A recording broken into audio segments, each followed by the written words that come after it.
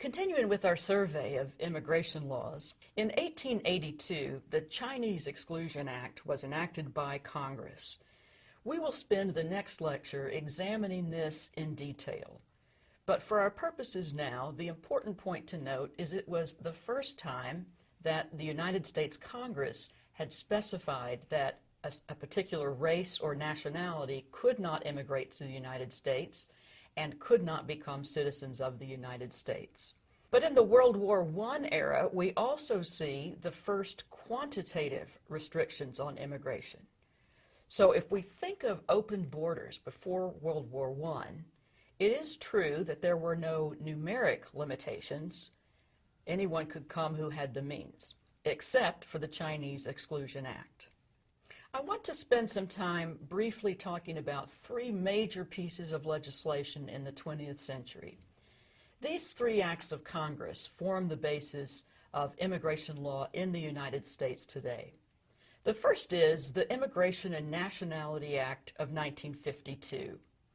It represents the first attempt to coordinate all existing immigration laws into a single statute. It also forms the basic structure of modern immigration law. We've referred in the past to the Immigration and Nationality Act, the INA, and it is this act that we are referring to, although it has been amended numerous times. Subsequent legislation has been in the form of amendment to this, making it a more complex statute rather than streamlining the statute.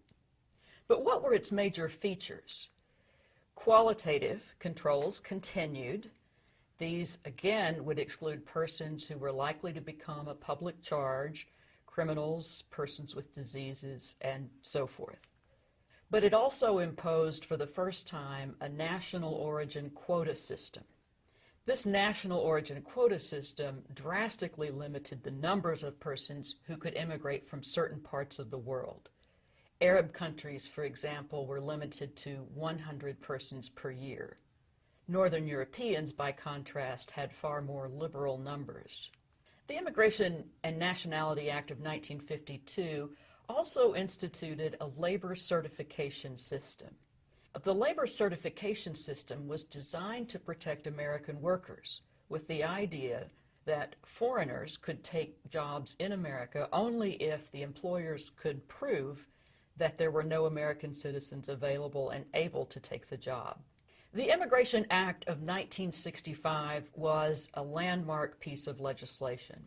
It was a major development in U.S. immigration.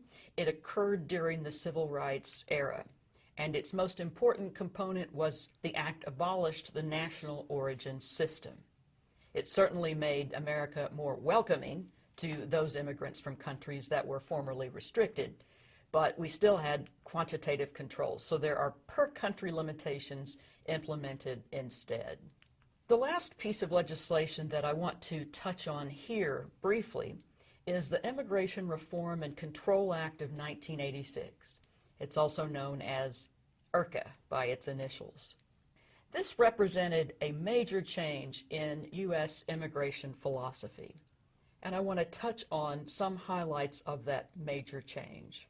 For the first time, Congress imposed employer sanctions on businesses who hired unauthorized workers.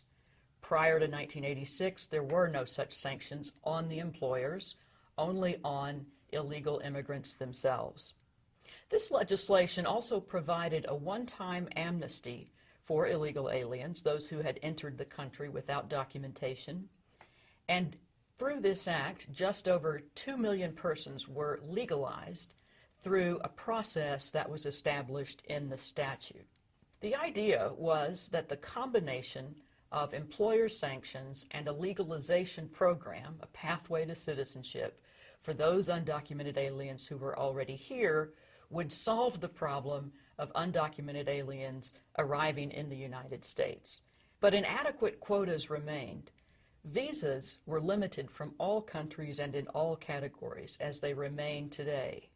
Furthermore, sanctions against employers was lax, and the undocumented flow continued and even accelerated to the point at which we have approximately 11 million in the United States today. So this is only a brief summary of the major points in United States immigration law. I encourage you to explore the resources that are available for this week, including both the assigned material and the optional material. The point of today's lecture, though, is to give you the big picture, and we're going to come back to many of these topics during this week. The preceding program is copyrighted by Emory University.